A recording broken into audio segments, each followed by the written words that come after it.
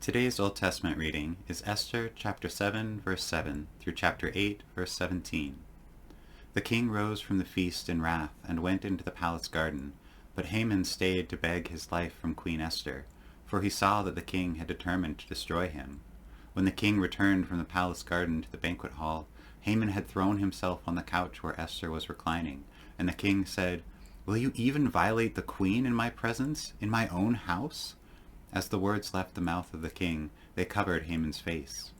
Then Harbona, one of the eunuchs in attendance on the king, said, "Look, the very pole that Haman has prepared for Mordecai, whose word saved the king, stands at Haman's house, 50 cubits high." And the king said, "Hang him on that." So they hung Haman on the pole that he had prepared for Mordecai. Then the anger of the king abated. On that day King Ahasuerus gave to Queen Esther the house of Haman, the enemy of the Jews, and Mordecai came before the king, for Esther had told what he was to her. Then the king took off his signet ring, which he had taken from Haman, and gave it to Mordecai. So Esther set Mordecai over the house of Haman. Then Esther spoke again to the king.